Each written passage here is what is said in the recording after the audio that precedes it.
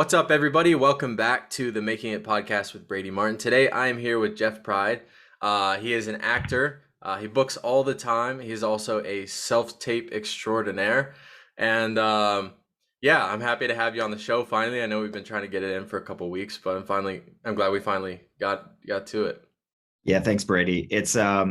It's funny because like every time you asked, I happen to be on set shooting something. So I gave you the impression that I'm like working all the time. I mean, I do work some. I've like, I fight to get everything I can, but it definitely seemed like I was just like constantly working when you were reaching out, which that was fun for me. That's pretty, yeah. No, I Yeah. was like, well, when is this guy gonna stop working? Because he's just killing it right now. Um, yeah. So, some of your notable performances, you just did NCIS that was recently. Yeah. You just aired your episode of Better Call Saul and Waco. So, did you want to talk a little bit about your experiences on those shows? Sure. Yeah. I mean, NCIS, I'll start with NCIS. I'll just do them in order, I guess. NCIS was a show that I always wanted to be on because it's been on 19 years. I've been in LA around that. Like, honestly, I think my first year I got to LA, NCIS was on. And it's like one of those things, like I didn't even get that many auditions for the show, hardly ever. And you have to go, man, they don't repeat actors. How many actors are here that I can't even get an audition for this show? But I think like I guess I'll get into sort of my philosophy a little bit. Like as I started to get better as an actor, I had a guy share this with me, and I'll share it with your audience, which is like as you start to get better as an actor, you go, well, how is anybody going to see it or feel it or understand it? Well, he calls it baking cookies. So basically, if you're doing great auditions around town, then you're like baking cookies all over town and your smell starts to fill the air. And so weirdly, other casting offices, casting directors, agents, managers start to like get a whiff and smell of it. I don't know how, that's only the best way I know how to describe it. And so that's started happening to me, and a little bit of it was sort of self-generated on my own from like creating my own projects. Also like branding, I think really helped me as well. I sort of like found a niche where I was like, I'm a white guy in my early 40s.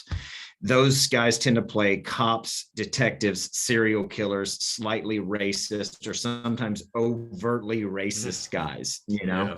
So I was like, cool. I'm just going to focus on those sort of things and try to book as many of those as I can. And so I did a whole like I have a mustache now. I did like I did headshots that all sort of represent. I just wanted people to see me in this sort of way, and I guess I would say it definitely worked because I just started getting more, like every time I would get an audition, it would be for a cop or detective. And some people might be like, oh God, I'm so sick of doing this. I was like, and still to this day, I'm like, yes, great. Give me an audition for a cop or detective. I know what to do with that. I'm like pumped to do it.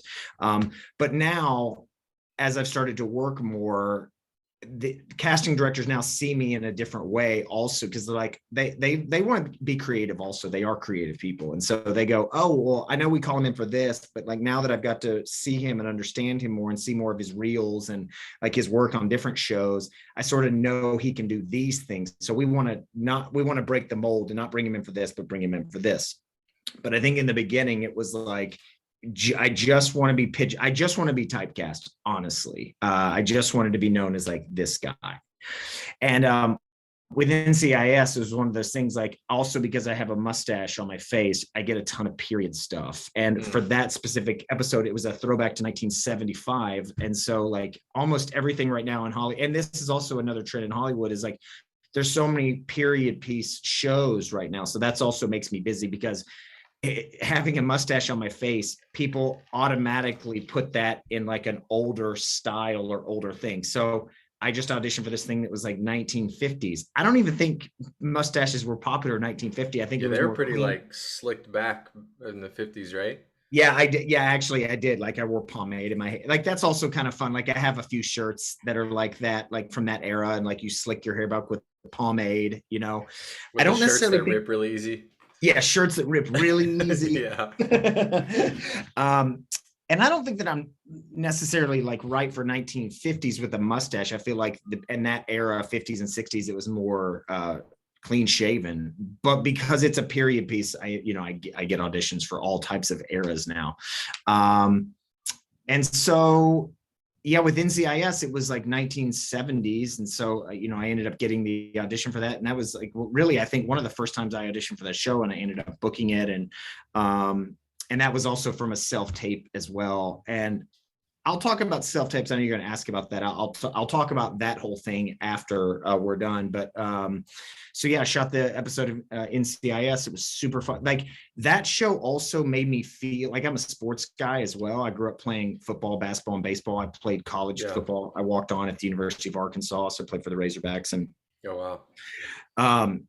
But that show, NCIS, felt like being like on the Green Bay Packers. I think imagine that would be like. I got to set. It was like a well-oiled machine. Everybody was super nice. It was like your trailer's right there. My wardrobe's in there. Your contract.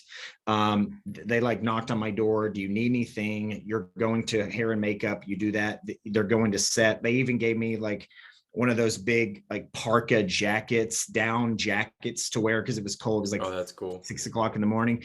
And you see those on the sidelines of NFL games. It was just like so well oiled that I was like, oh, if this thing feels like, and also too, they just know what they're doing. Like the DP, the director, they've done hundreds of episodes, potentially thousands of television episodes. So it was just very easy to show up and like perform and do my job, Yeah, that's nice. That's like I feel like that should be your responsibility is just the acting, not have to worry about like the stuff that's going on with production or having to like navigate that so much.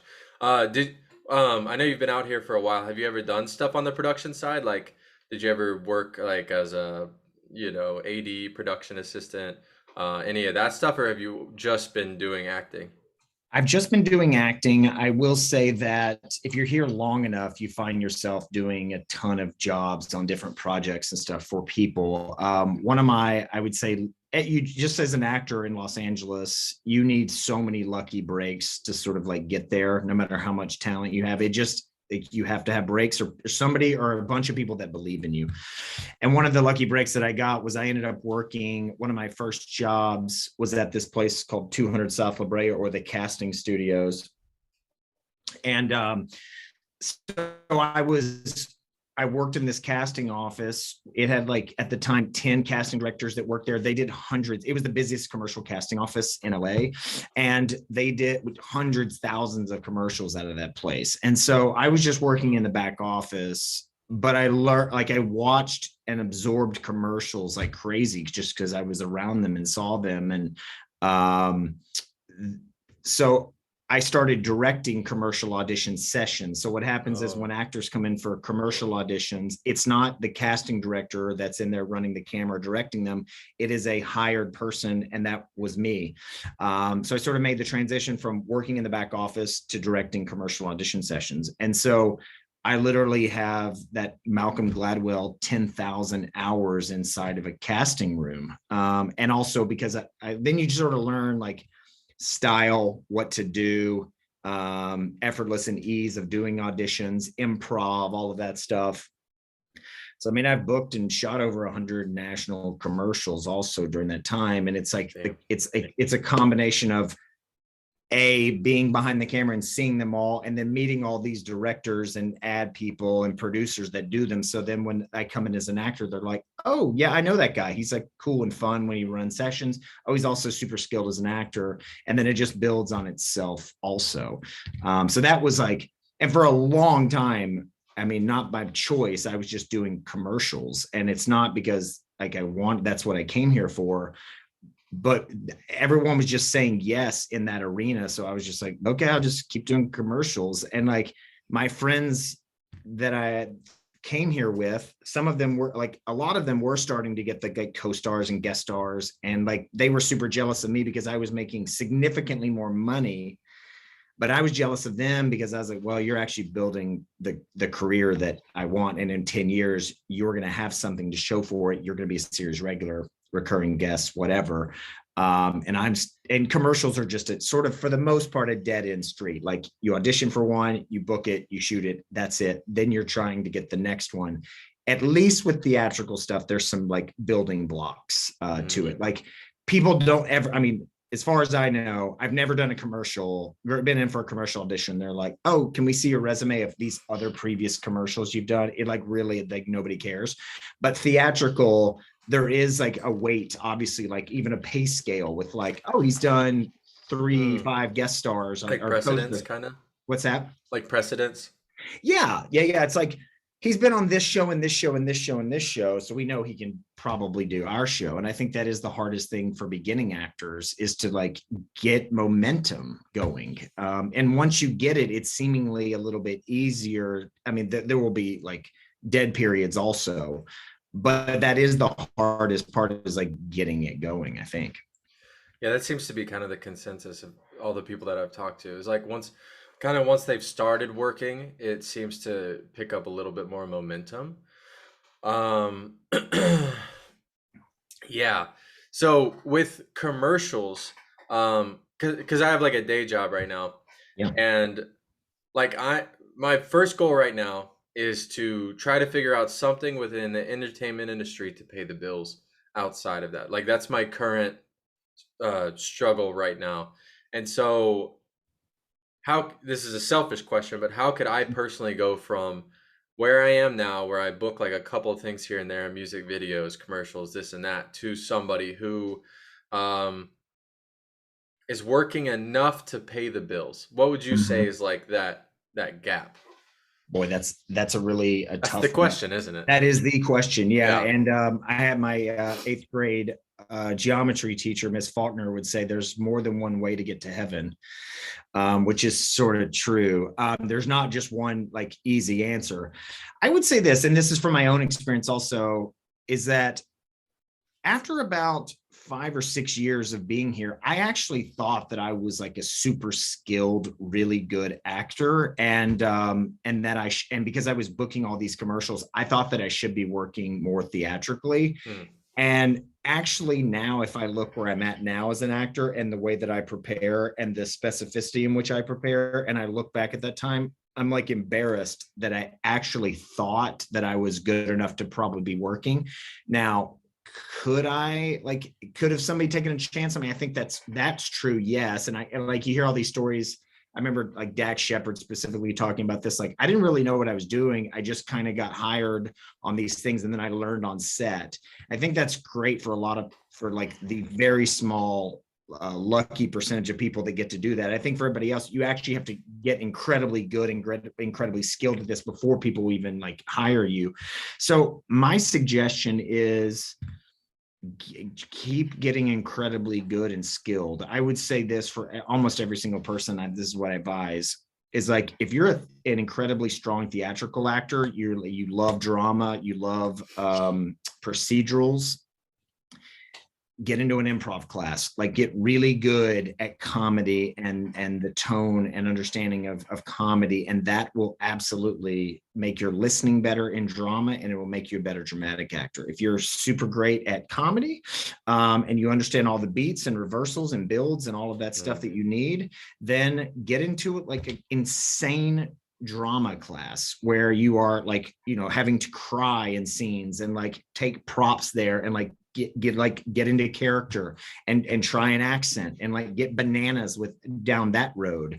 And so that will also help with your comedy. And so then you sort of like, then you can put those two together, and then you're probably pretty skilled at that point. So it's not like, to answer your question, I wish it was that easy. Or here's another thing, like this is sort of what I did. So, I mean, this is not the wrong way, which was like, so I started watching all these commercial auditions, and I was like, great, that's like, some people consider that their side job, because you can make a lot of money in commercials. I kept watching the same people over and over again book the same like the same actors were booking all the commercials, or at least in all the callbacks. And I'm like, that's not by chance. What are these people doing that everybody else is not doing? And basically the answer was improv. It's Okay. like they just had the skill and confidence, and they were incredible stand-up comedians or incredible improvisers. And they sort of had this looseness to know to do that in commercial auditions. And so that helped them book a bunch of jobs. And from my own experience, I would go in, I would be nervous. I like, even though I watched them and worked in commercials all the time, I still wasn't necessarily great at doing them until I got into improv classes. I took all the classes at IO West. I ended up on a small little Herald team. I took all the classes at UCB. I did some groundling, or I did some Second City stuff. So then I like a certain skill as an improviser and a comedian, and then like really like commercials were just got crazy for me because of that skill, you know. Yeah, that um makes sense. yeah, it's I also, let me just say this too, I Yeah. think it's like really hard. Look, acting is no joke. I mean, like, as Audrey Moore from the Audrey Helps Actors podcast Mhm. says, like, this is the Olympics, and she is not wrong. I mean, this is the NBA, the NFL, the Olympics, whatever sort of works for you in your brain. So like, it's hard. It's really hard to have a day job and be waiting tables for 5, 6, 8 hours, 4 days a week, and then have the strength, time, money to put in all of this work that it actually takes to do like all the things, like create your own content, do casting director workshops, take a full-time acting class, do self-tapes. So that is the answer, is like get incredibly good at your skill, number one. And then number two, find out what it is you're selling, know your marketing ability, and then hopefully like work your ass off to get opportunities like casting director workshops, create your own content, get good at TikTok and Instagram, like putting stuff out there. It's like amazing, that platform, like who all's watching that stuff. So there's a lot of ways to get to heaven, but I think ultimately at the end of the day, skill is number one. I still think that. Yeah. Yeah. I of course, the skill is like I think that's kind of where like I think the time that I've been in LA, Yeah. the thing that I was focusing most on, I think, was developing the skill. And now what I'm trying to navigate is like the business side of Yeah. doing it. And I'm not saying I'm like some incredible actor or anything like that, but the skill of knowing how to break down a scene and doing it in a way that's like consistent, and having a system that works for me within a time frame of having a certain quality of work that I can rely on, I guess. So Well, now I'm trying to. Oh yeah, go ahead. I'll ask you this, like, so because this is what I would do if you came over for a self tape and we like had a, career consultation. I'll get into it a little bit with you. So, how long have you been in LA? Uh, I kind of don't count the pandemic, so I'd say Okay, like 6 years. 6 years. Okay, great. Yeah. And then, like, who have you studied with since you've been here? I did a little bit of groundlings, Cool. but most of the stuff has been more scene study. So right now I'm at Ivana Chubbuck's studio, Okay, cool. um, Are and my you with teacher's Chris Michael Holt? Are you Monk. with Chris Holder, or are you in Ivana's class? No, I'm in Michael Monk's class Okay, I love Michael right Monk. now. Yeah, awesome. Yeah, he was actually on the podcast 3 guests ago. Love it. I mean, I know Michael Monk. He knows, he's awesome. So I'm so happy you're studying with him. He's great. Yeah, I love him. He's Yeah. yeah. I don't know. I wouldn't go anywhere else until like I can move through all the ranks with in that studio. And that like so I'm in a very different position than you. I feel like I'm still just super beginner. Great. But the way that I kind of think about it at this point is like I'm collecting my like Thanos rings, you know? I'm Yeah. collecting my Infinity Stones. It's like, all right, I'm getting my drama stone right now. And then I'm gonna move on to like improv, and then I'm gonna move on to commercial classes, and like and then each one will just be a rock in my Infinity Gauntlet.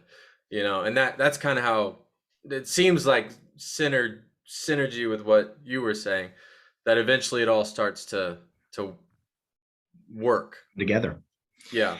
Yeah, I'm really glad to hear you say that, because I do think a lot of people spread themselves thin. I mean, there's more than one way to get to heaven, but for me personally, I'm not very good at multitasking. And now I think they've done more research in the idea of multitasking, that actually multitasking isn't really a thing, because you're just like not really focusing on one thing. And I think the idea of like studying with Michael Monk for a while and then moving into Ivana and studying with her for a while and then going, okay, great, I have that ring in my collection, or the Thanos thing, like you were saying, then do the improv, like, because some people will want to take like a commercial class, an improv class, and a theatrical thing and do it all together, and they get burned out and they don't really go all the way. And I think so I think what you're doing is great, and like just focusing on one. Yeah. Well, I like to read a lot. Yeah. So I've studied a lot of I like to study a bunch of different fields, but one of the things I like to study is like psychology, and then within that like sports psychology. Um and there's like I got it from a book called The Talent Code.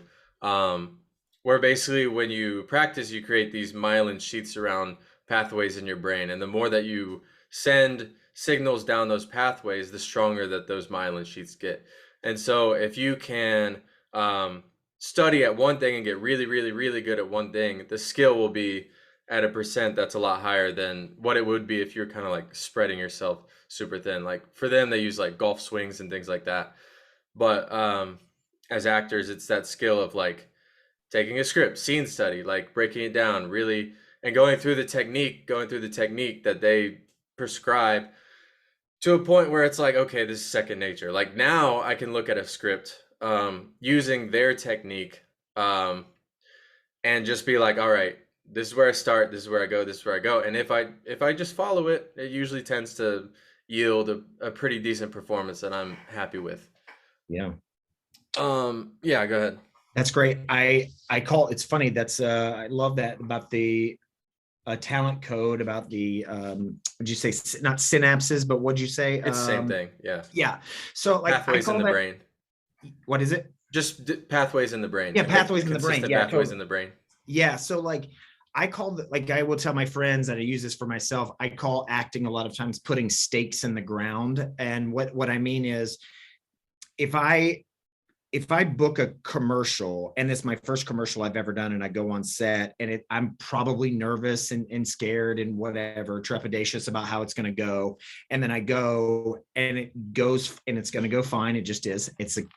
Ultimately it's a commercial and they're going to do it 100 times until they get it. So it's going to go fine. Now you sort of have that stake in the ground. So the next time you go into a commercial audition and you get nervous about it because you want it, you can like subconsciously or consciously remind yourself like, oh, I actually booked this before. I've actually shot a commercial before. So now that next one is just not quite as hard. And so then you book the second one, the third, the fourth, and same with theatrical auditions too. It's like, usually the path, I mean, is like you book a smaller role a little bit and then you sort of work your way up. So you're not getting a series regular audition like right out of the gate, because you're not prepared for that unless you went to NYU or Tisch or some like, or Yale, like. So I do like that, which you're talking about with the synapses in the brain and stuff, because I fully subscribe to that.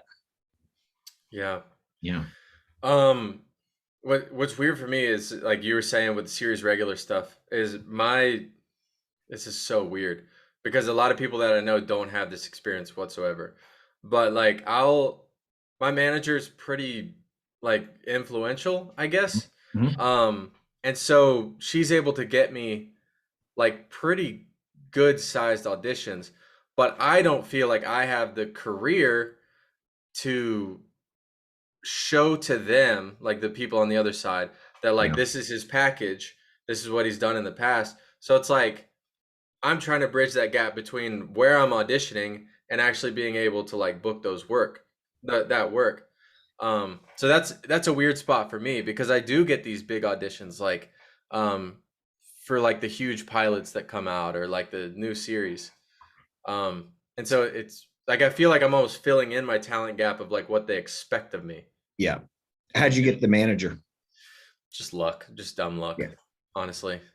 Just a What was recommendation from this little gig that I did, and then the girl that recommended me happened to be dropped from the management company like literally the next week. So it was like we kind of like traded spots. Wow. And so yeah, um, That's great. I mean, this is a hard cover. I mean, like it would need to be more in depth about it, but like I would say if there's a possibility that you have like a management or agency that is above your level, and that can be frustrating and hard because you're like, oh, I would actually love to book some co-stars and guest stars, and not necessarily series regular stuff right now. And because I'm that's getting those, exactly where I am. Yeah. there is I mean, it's amazing you have such a great manager. There is a slight possibility that, look, she gives you series regular auditions.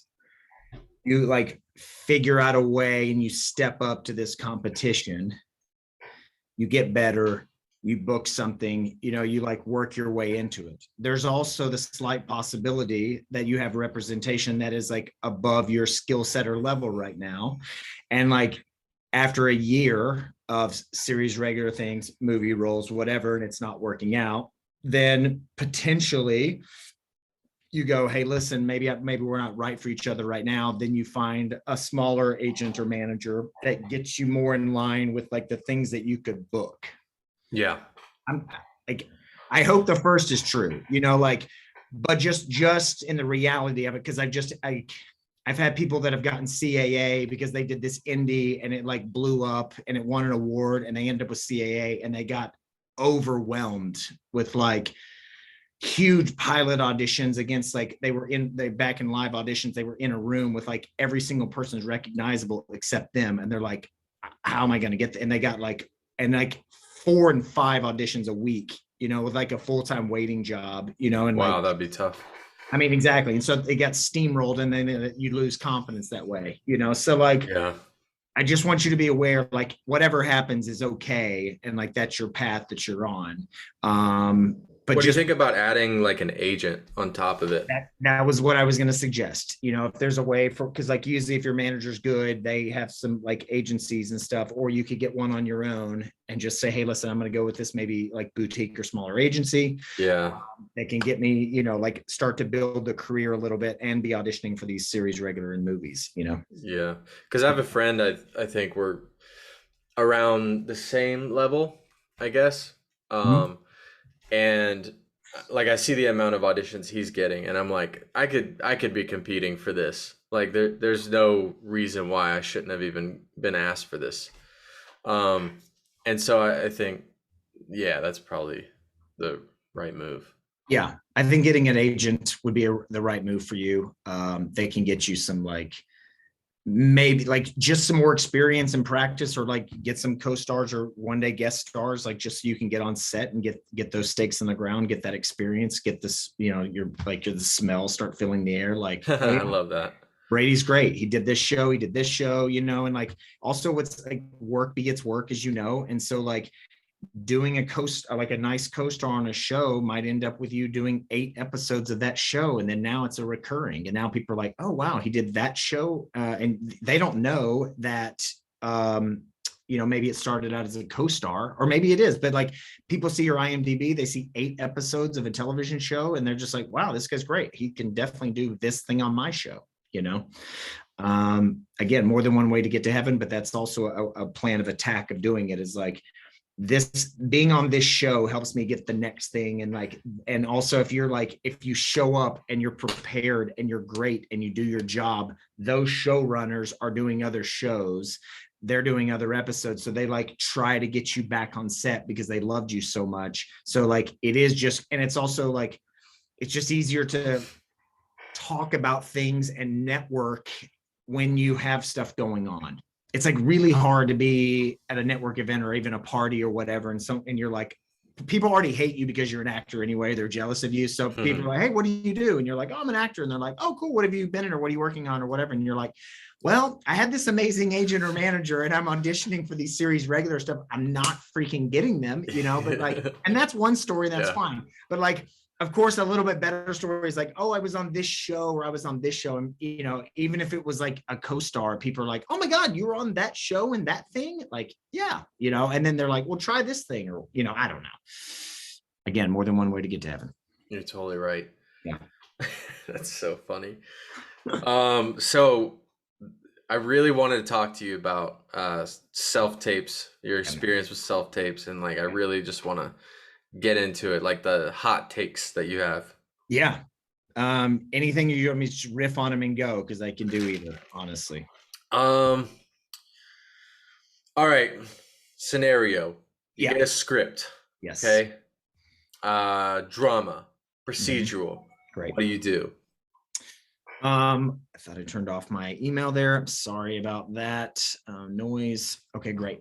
Procedural drama. What do you do? Okay, great. So for me, story is like obviously the most important thing, and it always is. It's like, what is my role in the story? Am I a co-star? So if I'm a co-star, I know that I am basically just there to help fill out the world. If I'm a waiter, it's just to make the audience believe that they are actually at a restaurant. You know, if I'm a bellman at a fancy schmancy hotel, the way that I'm styled, the way that I'm dressed, that's going to help tell the story that, oh, this is a fancy hotel. If I'm the front desk clerk and I have like crazy hair and I have a 70s shirt on, then we're at a Motel 6. And so that they're telling that sort of story. So I need to know what's my role in the story. If I'm a guest star, great. So then I'm supposed to it's usually doing something for the series regulars. Like that's also the question I'm always asking is like, how do I prop up the series regular? And for the audience, it's like, am I letting the audience think that I'm that I did this thing, you know? And that's usually a lot of cases with procedurals. It's like, did this guy commit the murder, or is he just an innocent bystander? And so I have to find out what my role is in the show. And so then I'm gonna hit that as much as I can. I'm also a big fan of, I don't really like honestly read the character breakdowns that much. I mean, I will read it because it was written, but I hear a lot of traps from actors is like, okay, the character is this and the character is that. I'm like, it's not. There's no character. It's you. You're the person in the thing. So you just be you in that scenario. That is, man, that is so freeing. I love that. Okay, keep going. Man. Sorry. Don't ever. I hear my friends talking about that, and I'm just like, how are you gonna be someone else? Yeah. Like, you can't do it. It's just faking it then, and it doesn't look good if you're faking it.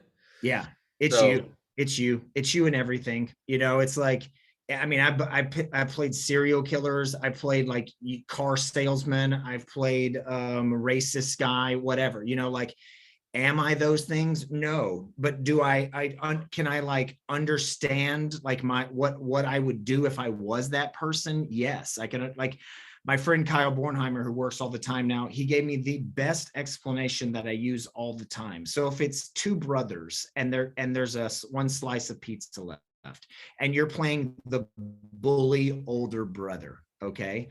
In the bully older brother's world, he's not being a jerk just to be a jerk. In his world, he just wants that last slice of pizza. He just doesn't like the younger brother because he's always annoying him and nagging him. And he wants to just like try to have sex with girls and like live his life and be at school, and like people, it's not going well for him. So he just wants that last slice of pizza. So in his world, he's just like, get out of here, Jason. It's my slice of pizza. I don't give a shit about you. And so he's the hero in his own world. And so that's what I would say about like racist guy or like serial killer or whatever. In their world, they're the hero. So it's just me doing that. It's saying that thing and doing that thing. I'm not trying to put on or be anything. It's just like, honestly, like it's just me and everything. So start doing that. Quit saying this character. I don't even know what that means. It's you in the costume, So start doing that. And then if you're the series regular, so we went from co-star to guest star to series regular. If you're series regular, then that's where it's a little bit more fun. It's like your personality, your flavor, and the writers they will write for you. So it's like, what is Jeff like, and what's he funny, and what makes him like great and interesting. And so those are and that's what the show revolves around, is the series regular. So with those, you can have a lot more freedom and a lot more fun in those ultimately auditions, because it's even more you than the other ones. So once I sort of know what the role is, co-star, guest star, or series regular, then I am honestly, and this is the thing that drove me bananas in acting classes. So you said Ivana Chubbuck. I studied Ivana Chubbuck's. I studied it for. Oh, you went there too? Yeah. I had Chris Holder, and I was with Ivana. Love them both. Got a ton out of it. Studied with Leslie Kahn. Studied with Diana Castle. Studied at Playhouse West. Improv. You got the hit list. I mean, I was like, if you're a guru in Los Angeles and they teach acting, I want to like learn their thing, because I want to absorb from everybody. The thing that I was never told to me, which is insane, is like, learn the words like nobody's business. And so that is so true for me. Like, I now learn the word. I learn them like crazy. I mean, I don't ever occasionally I'll drop a line, but like, not really. I just know it. And so once it's in my bones and my body, then I can actually be in the scene and put my attention on you or what the action is. So it's a combination. It's like, what am I doing in the scene? What's my action? And I'm listening to you like my life depends on it, because it does, because we're not acting on an island. If you see these movies where you're like, why didn't that work? It's like, because he or she was doing her own thing. He and she was doing their own thing. They didn't get along. They didn't connect. They didn't do the scene. But in acting, I do all my work, which is all the stuff that I was sort of breaking down the script, all the things you were talking about. I do all that also. Like, what am I doing? What do I want? All of that stuff. Then I learn the lines like crazy. And then when I get on set or get in the audition, I just let it go. I want to use this analogy also. It's the surfboard analogy. I don't surf, but I've watched it a lot, so I think I understand it. If there's surfers out there who want to contact me and tell me I'm wrong, that'd be great. I've done it a couple times, so I could check you if you. Okay, go. You can check me. Yeah. So when you get on the surfboard, if you try to control the surfboard and take it where you want, usually you fall off the surfboard. What's great about surfing is you are on the wave and you're sort of at the mercy of the wave, and the wave kind of takes you where you want. Can you control it a little bit? Yes. But that to me is like being in an acting scene as well. Is like, I just get on the surfboard. It's me and you. We're doing the scene together. I'm listening to you like crazy. The scene may go in some insane direction that I never thought it would go in. And I hope it does, because I hope I'm like listening to you and I don't have it pre-planned and I don't have an idea about what I think the scene should be. And then we go on this ride. So I get on the surfboard and we go on the ride. And so that and for me to be able to do that, I have to know the words absolutely perfect, backwards and forwards. Never once did an acting teacher in any of those schools that I ever went to told me like, know the words like crazy. And I think Michael, I will say this. Yeah. Because I think you studied with Chris, and I did a couple of classes with him, and then I switched to Michael because I was like, I don't know if I'm vibing with this guy. With Michael, that's one of his main things. He's like, you have to know the words. Because you have to, like, that's his big thing. He's like, no, you cannot know the words enough. You cannot know them enough. Totally. Like, you cannot over know your lines. That's exactly right. That's a huge thing that he's been drilling in. That's so good. I mean, I wish someone would have given me that lesson so like a lot earlier in my career. Another thing too that I'll mention as well is like, I used to sit at a desk and like put my head down and try to like will the words into my body. And that is very left brain sort of thing to do. And I could never really, like, no matter how many times I went over it, once the lights were on and I was next to the person and I'm doing the scene, like I would space out, drop lines all the time. And I'm like, I don't understand. I tried to learn this for like 8 hours. Well, now I've learned for me, I walk my neighborhood like crazy. I walk and I just say it. And what happens is I'm looking and the scenery is changing all the time. And so like people walk up, I see dogs, joggers, cars. I have to stop in the middle of what I'm saying and then I have to pick it up again. I like Matthew McConaughey was talking about this, about like go on a huge run and like get your adrenaline going, then say the lines, or like get stoned and then say, I'm like saying get stoned, but like if you want to, but I mean, it's do some legal. drugs and like say the lines, like wake up in the middle of the night, like be groggy, say the lines, like, because that way you learn them, they get in your bones, and you don't have this like pre-planned way of saying it, because doing it in this sort of pre-planned way is just, honestly, it's death, and like it sticks out like a sore thumb to me. Yeah, Yeah. I don't like watching that type of acting. I don't think anybody enjoys it. I don't even think the people doing it like doing it. So, I, yeah. I agree. And also that will also like get into a point of like self-tapes as well. It's like what looks great on a self-tape and what doesn't. It's like counterintuitive to what you think. Like to me, because you have an unlimited amount of times you can do them, people are doing that, so they're doing 86 takes, and like because they think it should look and feel and sound exactly this way, and you're stripping out all the humanity out of it.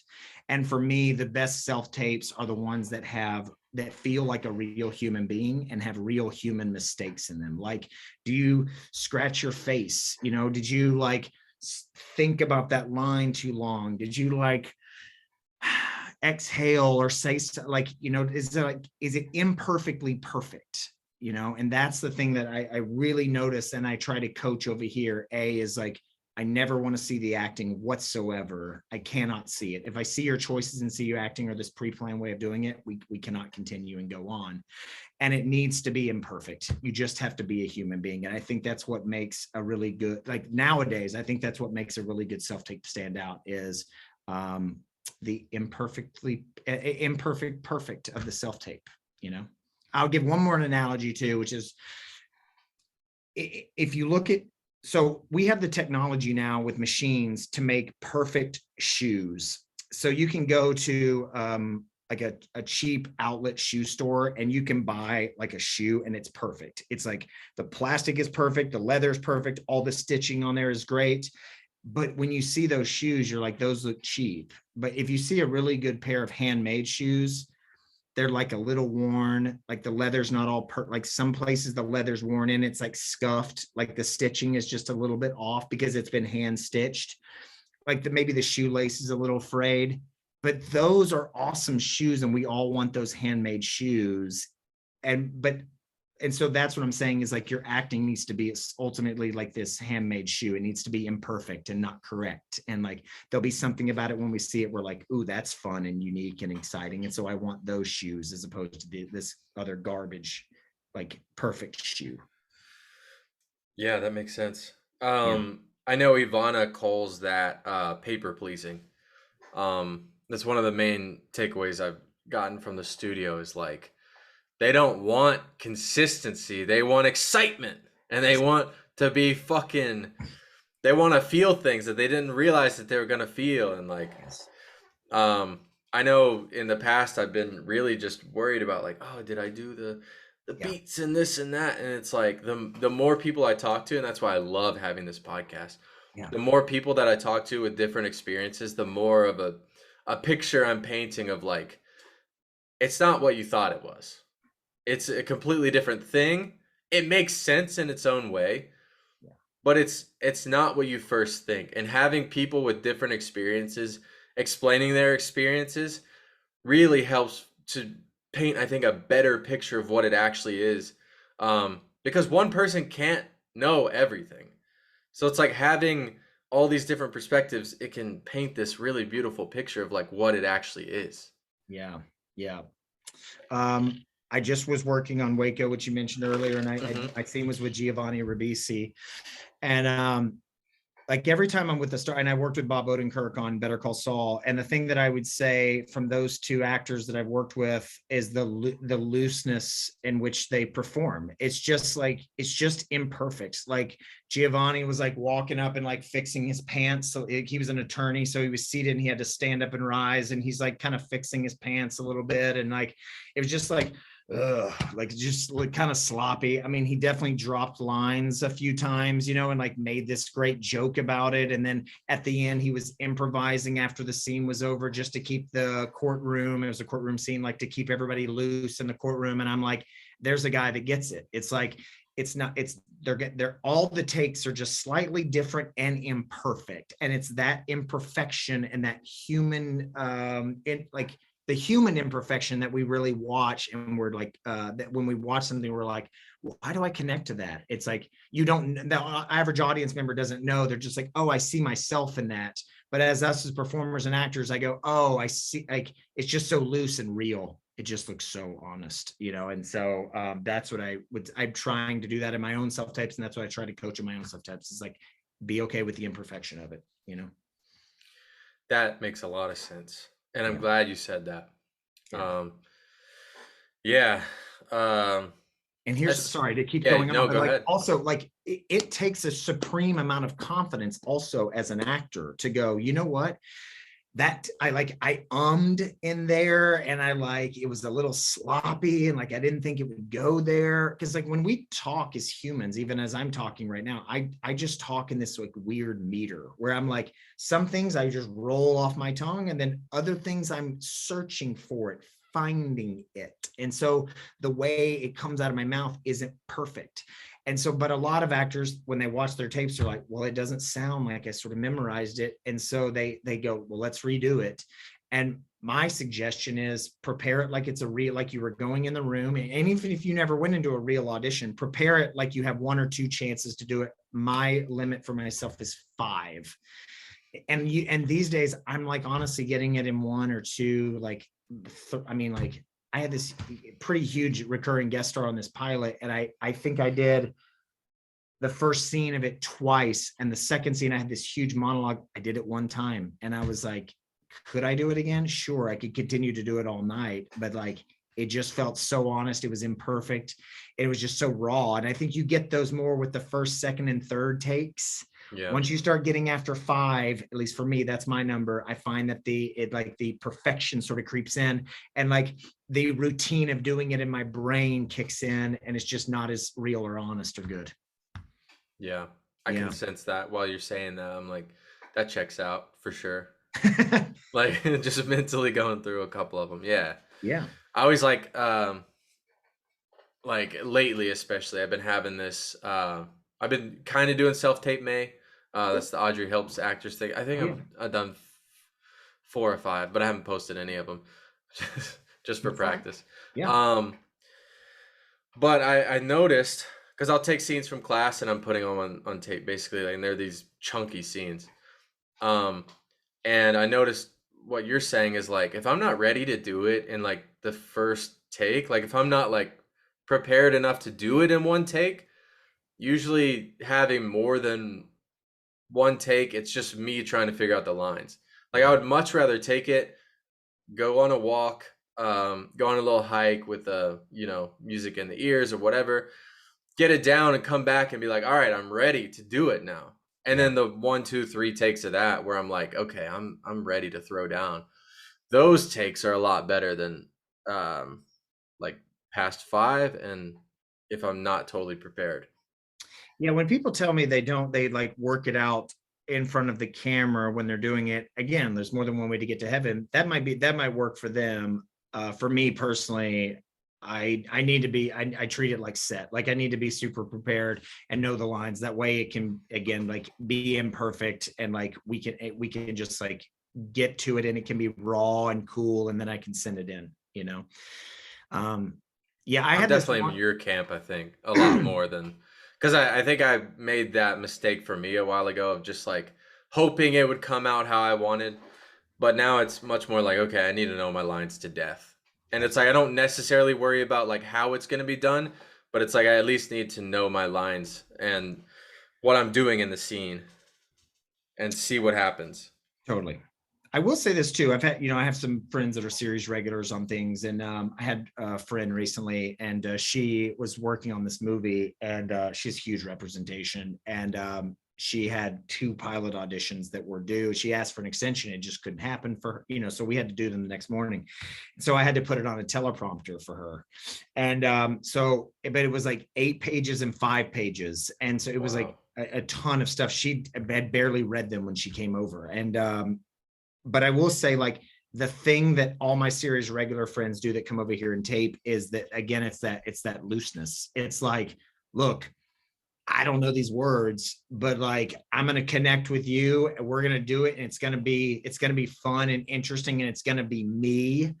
And so I'm going to send that in, and I'm always like amazed, like my series regular friends that come over, and it's just not that important. Again, and I also know the mental thing as well. It's like, yeah, when you've had a few series under your belts and you've got money coming in, and you're like, you're not getting one audition every 6 months, or one audition a month, or one audition a year, whatever it is, when they're few and far between, there's way more pressure to sort of like perform and get it right. And so you hold on super tight. And when you're a series regular and money's coming in, you can be loose and not worry about it as much. I'm suggesting that even when you have the one audition, like, also, I haven't mentioned this yet, but I'm a huge proponent of, is finding the fun in your audition again, even if it's serious drama. Like, you can just tell when a performer is having fun in the like insanity of it, or if it's like painful to do for that person. And if you're doing comedy or a commercial audition, which we do a ton of over here, it has to be fun, because first rule of comedy is, if you're having fun, the audience will have fun. And so you have to also portray that easiness, and that and be having fun as the performer in it, being real and honest and grounded, also having fun, then the audience will have fun. That'll make your self-tape stand out. Yeah, I love that. Yeah, Man, this is great. Yeah, this is awesome, man. Um, Talking to you. Yeah, I can't wait to come and film one with you. I just feel like I have a couple people that I read with, but they kind of go in a way where I'm like, I just don't see it like that. And it's not that, and then my audition ends up not being what I necessarily like even. And it's like we're not collaborating, it feels Right. like. It feels like they're trying to go in one way, I'm trying to go in another, and it's like, well, why can't they both exist? And then it's not that it becomes an argument, Yeah. but it becomes this thing where it's like, I don't think this is the best that we could have come up with. Yeah. And it ends up being a little bit flat sometimes, or Yeah. yeah, flat's the best word. Well, I will say this as like somebody that gets a lot of people over here. They're like, well, I'm tired of reading with my significant other, spouse, or whatever, that's not an actor. And I do think the reader is incredibly important, because again, we're not acting on an island.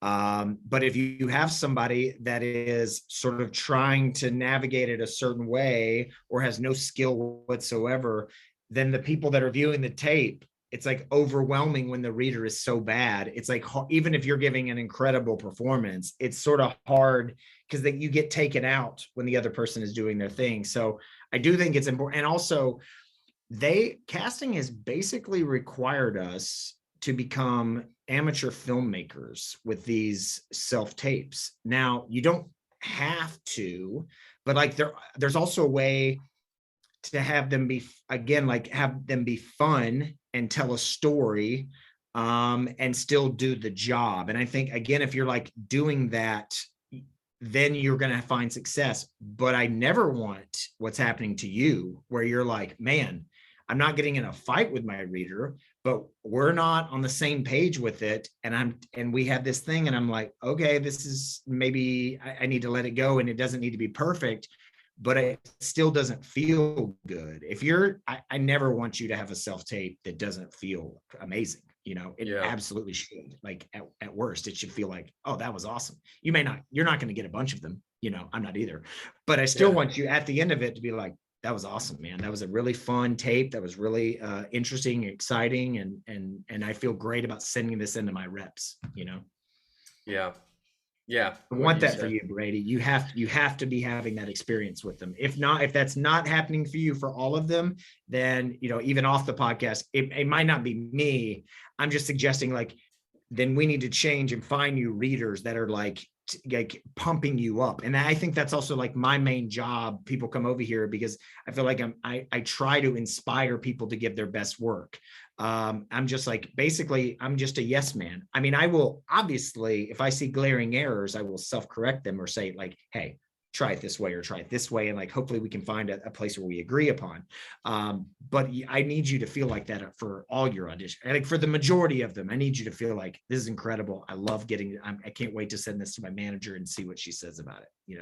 Yeah, that's my deepest desire for the next couple of them, because like, yeah, like we were saying, it really gets I'm trying to think of, I don't want to give like such a specific example that the person that Yes, does yes, it yes, yes, yes, of course, of course. um so it's like with a couple of them, we go in a direction where it's like, I just don't think this is necessarily the story of Yeah, what this scene is. yeah, And it's like, I like to go deeper, but I want to also stick with what the story is. And yeah, it's not having such specific beats or like hitting it exactly as it's written. It's like, I think there's a world where we tell the actual story and it's deeper. Like, it doesn't have to be like I'm telling a different story than what's on the page. right, absolutely. Are they? I'm just curious. Maybe if you don't want to say because I don't want to give anything away, are they actors also with you? A couple of them.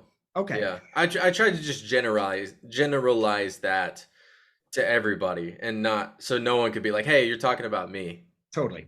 I will say this also. Again, this is why I think the reader is so valuable and important, is because as the reader, I am trying to read my lines with you in a way that helps you. And I would say I almost read slightly faster as the reader than I would like when I'm acting. Obviously, when I'm up here acting, I want to take my time, not just to take my time for time's sake, but like I'm in the scene, like it's slower. But as the reader, I need to hit it to you just slightly faster. I'm also not trying to give a performance as well behind the camera. I'm just trying to feed you to give you the best performance. And sometimes in television, it's just me getting my lines out faster for you. So you're not just standing there waiting. I mean, obviously you're listening and in the scene the whole time, but there's just an art to being a reader that is different than being an actor in front of the camera. And I think a lot of people don't know how to do that, and that could be affecting your auditions. Yeah. Yeah. I could see that. And I'll throw my fiance under the bus on this one. Yeah, sometimes she's not an actor, so she won't be offended. Yeah. But and she doesn't listen to this podcast either, so it's all good. So she'll read like the reader character will have like a monologue. And it's not a big monologue. It'll be like one of those like 6-line chunks of dialogue. Yeah. And she'll read it like she's reading it off of a page. And it's Yeah. like just waiting there, and I'm like, okay, I'm trying to have thoughts in my head, but sometimes it's just like It's impossible. throw It's me so off a bad. little She's reading bit. it like a telephone book. And so all you can think about is, wow, this is really bad from her. She's reading it like a telephone book. I maybe should have got someone else to do it. It's really nice she's doing it. And you're having those thoughts instead of like character thoughts, Yeah. or like, And so I that, love that she's willing to help me. and that's Don't get me amazing wrong. for Like sure. she's amazing, but Yeah, yeah, it's definitely not her passion like it is mine. totally. And Totally. so it'd be like if she was trying to get me to want to cook in the way that she does. It's like for her it's an art form, but for me it's like, all right, I need my steak and potatoes and I'm good. you know? Absolutely. Yeah. So yeah, but I think I think we're pretty much done. Okay. Yeah, because we've already done 30 or 50 minutes or so, I think. So did you want to plug your website, your Instagram, all of that stuff so people know? Sure. Yeah. I'm an acting junkie. I absolutely love it. I love the craft of it. I love talking about it. I'm a super nerd. I think that's so. If anybody wants to reach out and come over for a self tape or need a like career counseling, or anything at all. I'm around. People can find me on social media. My personal page is Take Pride _ Jeff Pride. That's on Instagram. Take Pride Jeff Pride on Instagram. My business is Self Tapes Here. At Self Tapes Here on Instagram. I try to post videos and reels, and I'm starting to do more like inspirational things or acting tips as well. And that's also a way to contact me if you need help with this self-tape. I'm located mid-city, 2 blocks west of La Brea, just south of San Vicente. So if you're in that area and you want help with the self-tape, or if you want to drive from the valley, a lot of people do. That's cool too. Is There's that a like lot of Culver City-ish?